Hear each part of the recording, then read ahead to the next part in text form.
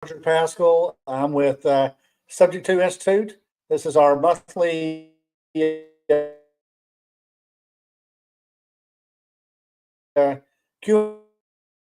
call that we have. I'm very excited today. We have as our guest speaker. We're going to talk Subject to today. We're just going to have that going. So let me add Chris to the stage real quick. There we go. And if you're a palm reader, you can read his palm.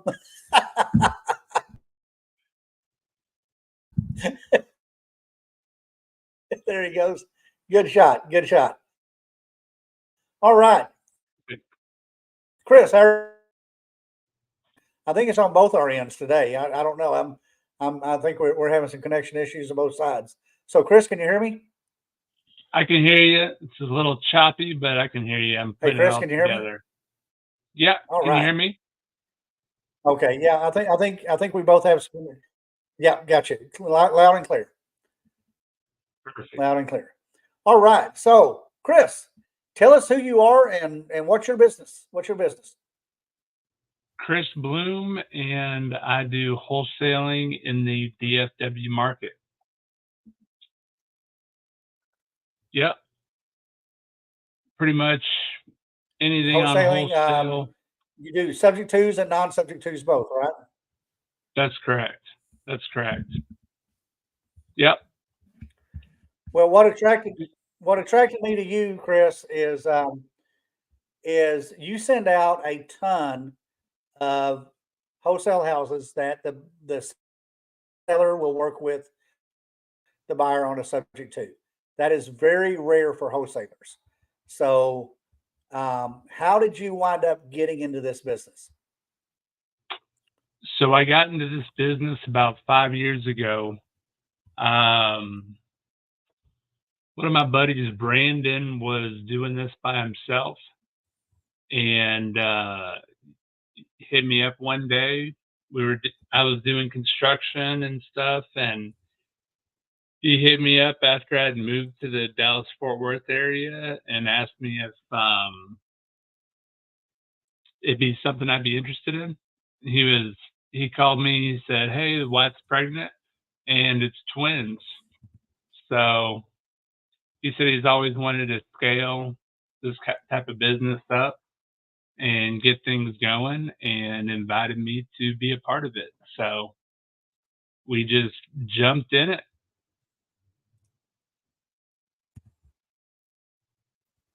Awesome. Where are you originally from? Originally from Houston, Texas. All right. All right. So let me. I'm doing some work behind the scenes here.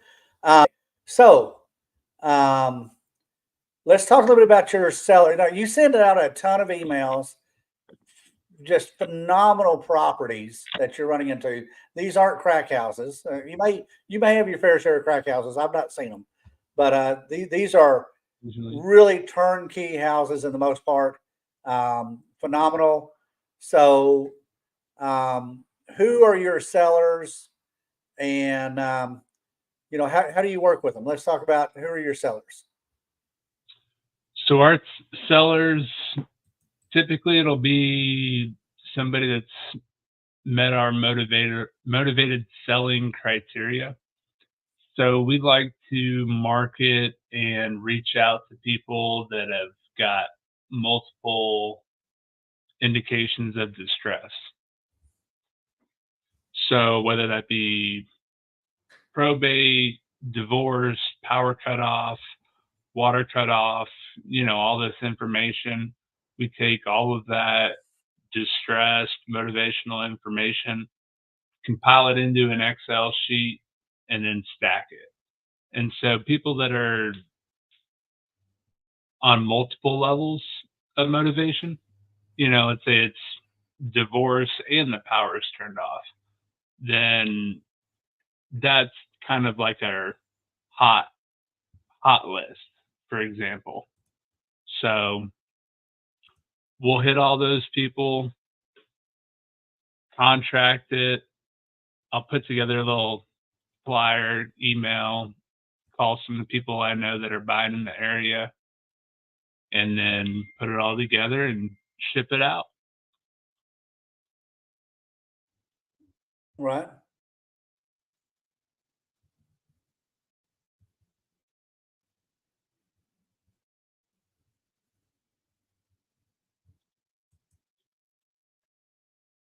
Did we lose you?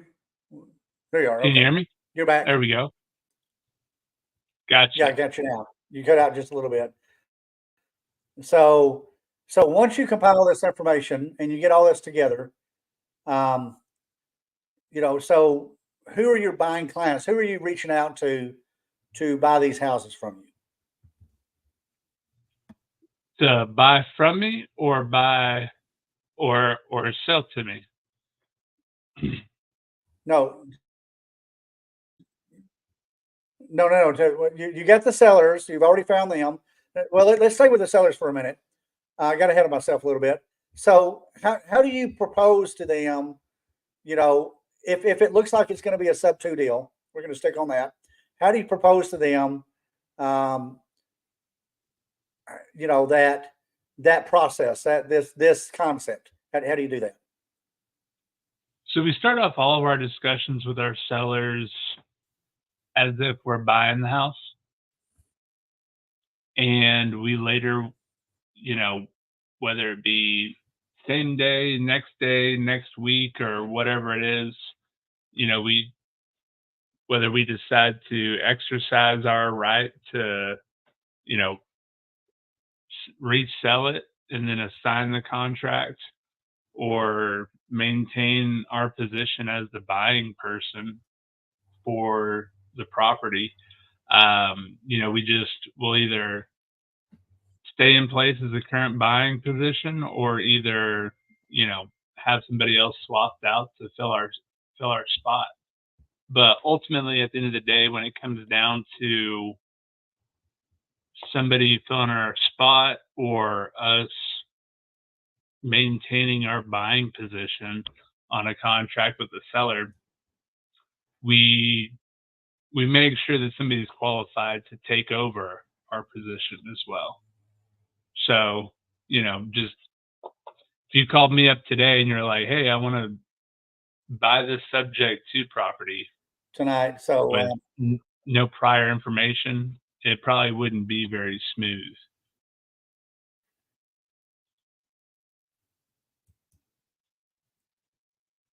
okay. But somebody that's able So to meet the qualifications and make those payments, repeat that last part stabilize the again. asset. You said if you were to present to them what?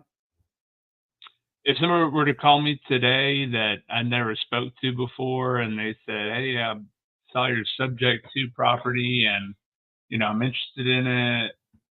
Let's say I want to buy it. I'm ready to go. Let's buy it." Well, if I don't know anything about that person, or if I've never done a deal with that person, I don't have any prior information, it's not super likely they're going to get that deal off of that call. I want to make sure that somebody's able to meet everything that we represent and present ourselves to be on the front side. So when it comes to us negotiating a contract with the seller, we're providing proof of funds, income, everything else. Somebody doesn't have to have the income that we have, or XYZ, but just be able to validate that they can make the overhead payments and take care of the property, make sure the mortgage is paid on time, everything else like that.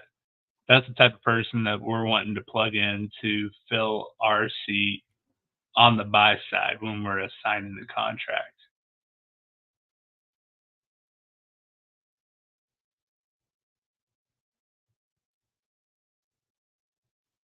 Right. Right. Okay.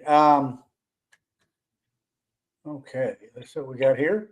Um, so when um, so um, is there anything special that you talk to the seller about regarding subject to regarding? Do you tell them at that time you're going to be wholesaling the property out? Tell them you got people that you work with that may be interested in your property. How does that concept work? So it takes a little bit of convincing. You know, somebody that is going into a subject to transaction, they're. Hey, Chris, did you hear me? I can hear you. Can you hear me?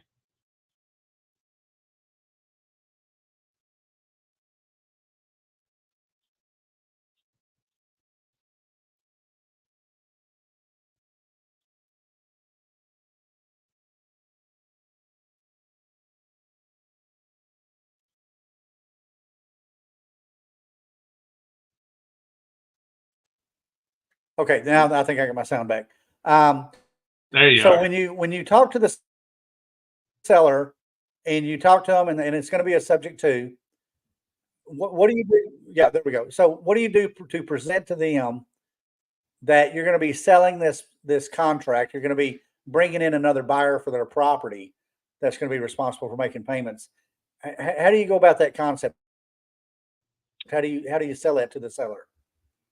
So we don't always necessarily just pitch that right off the rip, right out the get go, intro, call, and everything else. You know, we more so kind of just lean into the position that we're able to execute on. You know, that, you know, if we decide that we want to elect to assign the contract or maintain our position, you know, we'll decide during the midst of the contractual period. But, you know, when it comes to convincing a seller to be involved with the subject to transaction and stay on board and everything else with it, it's really a kind of a tricky conversation to navigate. You kind of just need to be able to recognize the seller type, their personality, and discuss the ins and outs of the transaction. So if we're going into a property that, you know, let's say we cold called it and we got them to agree to a verbal and everything's going smooth, get it contracted, you know, we will either let them know then and there that, hey, it's not going to be us maintaining the note, but it's going to be one of our associates or one of our colleagues or business partners or something like that. But it's typically a little challenging to get that conversation spot on and teed up just because the seller is just, you know, they got a random phone call. They don't know who you are, what you do, what your business is, any validity behind it. And so you kind of got to just kind of get yourself to a credible position with that seller when you're on the call with them and then get that appointment booked. The biggest thing is getting the appointment booked. Really tough time with connections on both my end and on Chris's end tonight. I don't know what's going on. I don't know if the Russians are attacking or what's happening here. I'm showing that I've got a pretty good internet connection, but it is dropping back and forth on and off. So I think it may be something to do with on my end. Hey, Chris, can you hear me okay? I can hear you now. So yeah. So I think both of our connections are pretty tough, and I think it's on the end where people can hear it that are tuning in. We've had several people drop off the call because I'm sure we're having connection problems. Let me do this. Let me arrange with you, and we'll record this on another day group because right now it's just really tough making that happen with both of our connections. So That sounds good. Rich, I apologize to anybody on the call about our connection issues tonight. Okay, so what we're going to do is we're going to reschedule this call, and thank you all for being on here. Chris, thank you. We'll get this back connected again, and you and I will just record the call, and then we'll put it on the website. And we'll have it on, email it out to all the people that are on tonight. Thank you so much.